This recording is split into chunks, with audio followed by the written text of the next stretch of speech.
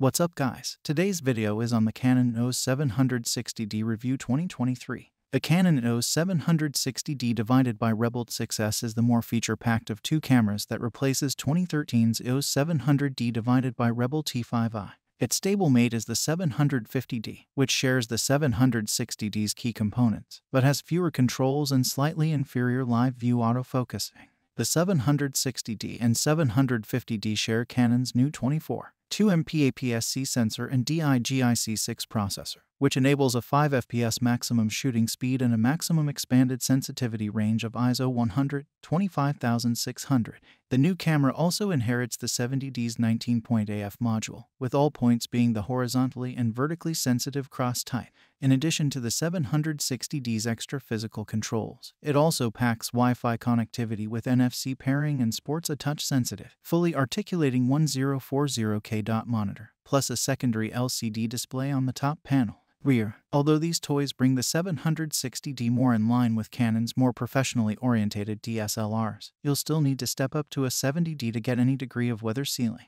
That's not to say the 760D feels cheap though. Its plastic body is tough and doesn't show any signs of flex, plus you get a generously sized rubberized rear thumb grip. Next to this is a 3 inches, 1040K LCD monitor which, like the 700D before it, features touch sensitivity. The capacitive panel is responsive and fast, but if you're more familiar with traditional DSLR controls, you don't have to use it. However, some of the menu options for selecting scene modes or creative effects can be a little tricky to navigate with the buttons alone, whereas the touch controls are much more intuitive. You'll also get to control focus points when in live view, which can also be faster than switching focus modes via buttons to get selectable point autofocusing. Swiping through photos in playback mode is also fairly slick, though the 760D's rear panel control wheel is just as effective. Like the 750D, the Canon EOS 760D's screen can fully articulate to make low and high angle shooting much easier, though you won't need to adjust it to get accurate color and contrast, as both are consistent when the screen is viewed from even extreme angles. Compose shots through the viewfinder and you'll find it's got a 95% field of view, which is a match for the Nikon D5500, but not up to the Pentax KS2's 100% frame coverage.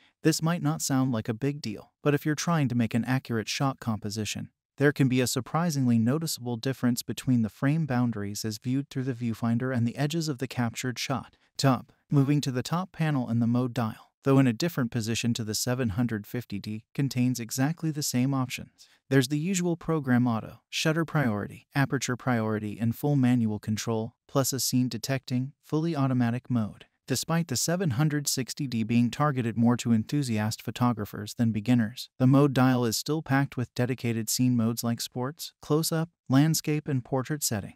These automatically select shooting settings and color presets to help you take effective and flattering shots of particular subjects, though with a little practice you can easily replicate the same effects manually. A much more useful scene mode is accessed via the scene setting on the mode dial, and it's the HDR backlight control mode. This captures multiple exposures with varying exposure biases and combines them into a single shot with much greater dynamic range than a single exposure. Also contained within the scene option on the mode dial are kids, food, candlelight, night portrait, and handheld night scene modes. Further round the mode dial is a creative auto setting where you'll find some more subtle scene modes which enhance images by applying slight color variations, like a landscape option where the camera uses a color preset bias towards green. You'll also find a flash-off position on the mode dial. This mode functions almost identically to the fully automatic Scene Intelligent Auto mode, except the pop-up flash is disabled, which is great if you're in an area where flash photography is prohibited.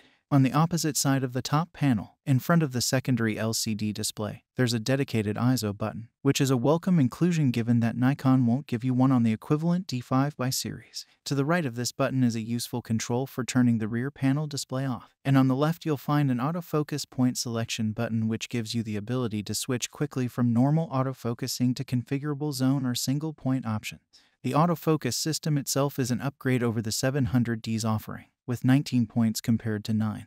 And whilst that still trails the Nikon D5500's 39 total points, all the 750D's AF points are the horizontally and vertically sensitive cross-type, whereas the Nikon D5500 can only boast 9 such points. And this all adds up to very capable AF performance that's both fast and accurate. or at least with our EFS 17 to 85mm f divided by 4-5.6's USM test lens fitted. In good light, the Canon Eos 760D was able to focus in less than 0.1 seconds, slowing only to around 0.5 seconds in dimmer conditions. Like the 750D, the 760D gets Canon's latest DIGIC 6 image processor, though the greater megapixel count over the 700D cancels out any potential increase in continuous shooting speed, with all three cameras rated at 5 FPS. However, the 760D will shoot at this speed for up to 940 JPEGs, whereas the 700D's buffer is full after just 22. Another area where the 760D improves over its predecessor is wireless connectivity. The 760D boasts Wi-Fi with NFC pairing, meaning you can simply tap an NFC-enabled smart device against the camera to create a connection. The process is less elegant if you need to connect manually, but once hooked up, you'll be able to remotely view and transfer the 760D's images, with a fine-quality JPEG image transferring in roughly 8 seconds. This is made possible with Canon's Camera Connect app, which also enables the 760D to be remotely controlled. The only area where the Canon Eos 760D's usability is somewhat disappointing is battery life, as the new camera can only manage the same 440 shots per charge as the 700D. That's less than half the number of images that the LPE6 Li-ion power pack in the 70D can generate. But it's also way down on the Nikon D5500's 820-shot lifespan. Quality. All of the sample images in this review were taken using the 24-megapixel fine JPEG setting, which gives an average image size of around 7 megabits. The new 24.2MP sensor in the 760D doesn't just look good on paper, it also generates excellent image quality. Right from the off, colors are vibrant without appearing oversaturated, whilst the 63-zone evaluative exposure metering system reliably produces balanced exposures. Dynamic range isn't the strongest aspect of the new sensor, as shadow areas can sometimes look somewhat crushed, but activating the HDR backlight control mode easily fixes this. But it's the 760D's low noise levels that impress most. ISO 100 and 400 shots look almost identical, and even at ISO 800 detail levels are very nearly as high. ISO 16.0 images can sometimes contain subtle areas of color speckling and neutral tones, but you'll need to be scrutinizing at 100% image size to notice. There's a little more noise and marginally less detail at ISO 32.0, and this trend continues through ISO 64.0 and 12,800, with the latter sensitivity producing more noticeable detail smoothing and color boundary smearing. At ISO 12,800 there's also some blotchiness in areas of solid tones, but only to a degree you'd traditionally expect from an ISO 32.0 shot. The ISO 25,600 expansion setting produces noticeably noisier and less detailed images than ISO 12,800, though they're still fairly easy on the eye, providing you don't scrutinize too closely. Although our EFS 17 to 85mm f divided by 4-5.6's USM test lens isn't Canon's sharpest optic, it was good enough to demonstrate the 750D's ability to resolve plenty of fine detail. Sharpness can be adjusted along with parameters like contrast, saturation, and color tone in the camera's picture style options. Images also respond well to sharpening in Photoshop, thanks to their low levels of grain noise. Use. If you've already read our Canon Eos 750D review, then you'll already have a pretty good idea of what the 760D is like to use, as the two cameras have a lot in common. With that in mind, we'll start this review with what distinguishes 760D from the 750D, before moving on to shared features. The majority of the 760D's differences are external, with the most obvious being the top panel LCD that's only traditionally been included at the 70D level and above. This can be useful as it provides a clear and consistent display of key shooting settings whilst using less battery power than the main rear LCD. If you've grown used to this type of display from the days of 35mm film SLR cameras, or you're familiar with mid to high-end DSLRs that include these screens, then the 760D's top panel LCD will be a welcome inclusion. On the other hand, if you're upgrading from a 700D or lower spec camera, this secondary screen alone isn't worth the extra outlay over the 750D. With the additional LCD dominating the right-hand side of the top panel, the mode dial has moved to the left and has also acquired a locking button where the 750D does without. This is another feature more commonly found on high-end DSLRs and prevents accidental mode dial adjustment. Although the placement and stiffness of the 750D's mode dial means it's not particularly susceptible to unintentional movement. One thing we did find with the 760D's mode dial, albeit only on one occasion, was an instance where the shooting modes went 2 or 3 positions out of sync with the position of the dial itself. Hopefully this intermittent fault can be easily fixed with a future firmware update. The third and so far the most useful benefit of the Canon EOS 760D is its rear panel control wheel that encircles the D-pad buttons.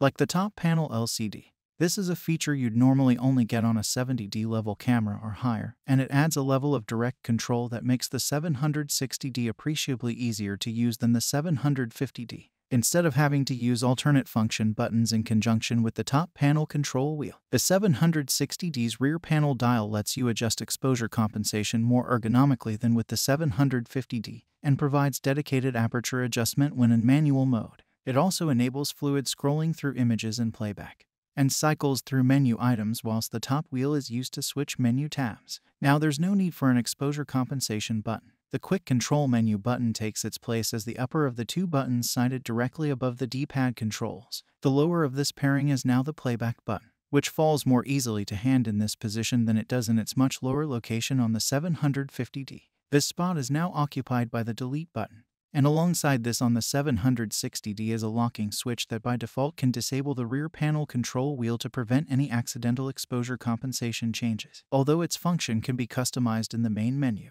The Canon EOS 760D also sports a small eye sensor window located between the viewfinder and the hot shoe mount.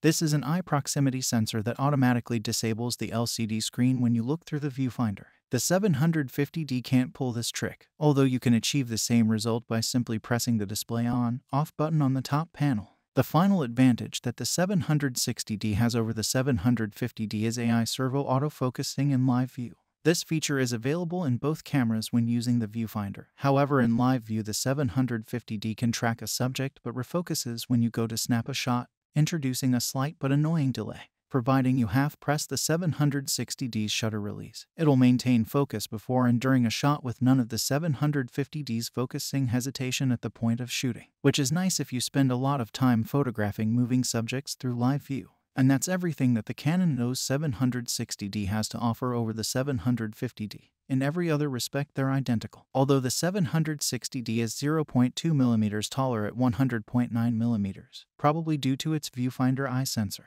The two cameras share the same 131.9mm width and 77.8mm depth, making them slightly narrower and shallower than the 700D. Canon has also managed to bring the 760D 15 grams under the 700D's weight, even though you get more external gadgets. Although these toys bring the 760D more in line with Canon's more professionally orientated DSLRs, you'll still need to step up to a 70D to get any degree of weather sealing. That's not to say the 760D feels cheap though. Its plastic body is tough and doesn't show any signs of flex, plus you get a generously sized rubberized rear thumb grip. Next to this is a 3 inches, 1040K LCD monitor which, like the 700D before it, features touch sensitivity. The capacitive panel is responsive and fast, but if you're more familiar with traditional DSLR controls, you don't have to use it. However, some of the menu options for selecting scene modes or creative effects can be a little tricky to navigate with the buttons alone, whereas the touch controls are much more intuitive. You'll also get to control focus points when in live view, which can also be faster than switching focus modes via buttons to get selectable point autofocus. Swiping through photos in playback mode is also fairly slick, though the 760D's rear panel control wheel is just as effective. Like the 750D, the Canon EOS 760D's screen can fully articulate to make low and high angle shooting much easier, though you won't need to adjust it to get accurate color and contrast, as both are consistent when the screen is viewed from even extreme angles. Compose shots through the viewfinder and you'll find it's got a 95% field of view, which is a match for the Nikon D5500, but not up to the Pentax KS2's 100% frame coverage. This might not sound like a big deal, but if you're trying to make an accurate shot composition, there can be a surprisingly noticeable difference between the frame boundaries as viewed through the viewfinder and the edges of the captured shot. Moving to the top panel in the mode dial, though in a different position to the 750D, contains exactly the same options. There's the usual program auto, shutter priority, aperture priority, and full manual control, plus a scene detecting, fully automatic mode. Despite the 760D being targeted more to enthusiast photographers than beginners, the mode dial is still packed with dedicated scene modes like sports, close-up, landscape, and portrait setting. These automatically select shooting settings and color presets to help you take effective and flattering shots of particular subjects, though with a little practice you can easily replicate the same effects manually. Conclusion: the Canon EOS 760D divided by Rebel 6S is the latest in a long line of cameras which, whilst undergoing regular revisions, haven't always been significantly upgraded. The biggest case in point is Canon's venerable 18MP sensor, which first appeared in the 550D divided by Rebel T12i and has been trailing the performance of competing sensors for a couple of years. Thankfully, Canon has now put things right with the new 24.2MP sensor in the 750D and 760D, and both produce excellent image quality with particularly impressive low-light performance that makes even ISO 12800 completely usable. We're also pleased to see that Canon's given the 760D improved autofocusing ability, with the 19-point all-cross-type system being another worthwhile upgrade over the 700D. Extra features like Wi-Fi and NFC make switching from an older EOS Rebel even more tempting, though it's a pity there's no built-in GPS and the DIGIC 6 processor can't muster enough power to record 4K video. Likewise, the 95% viewfinder area is another letdown when compared to the Pentax KS2OS 100% frame coverage, and this camera even includes weather sealing and in-body image stabilization. But these niggles aren't enough to stop the 760D from being a great mid-range DSLR with a level of performance, image quality, and control that'll please amateur and enthusiast photographers alike. Its only serious problem is its baby brother, the 750D, which gives you all the 760D's main benefits but for less cash. Of course, the Canon EOS 760D is the better camera, but whether you chose it over the 750D entirely depends on how much you're willing to pay to get the 760D's extra LCD monitor, rear panel control wheel, AI servo live view autofocus, and its viewfinder eye sensor that disables the main monitor. At the time of writing, the price difference between the two cameras is around $100 stateside, which we'd say is just about acceptable, providing you'll value the 760D's slightly superior controls and intend to use live view when shooting moving subjects. However, in the UK, a 760D body will set you back £650, whereas a 750D body can be had for just over £500. That means a 760D carries a 30% price premium, which is simply too much to justify. Thanks for watching. If you liked the video, please hit the like button. If you want to see more videos, hit the subscribe button. And if you have something to say, please leave a comment.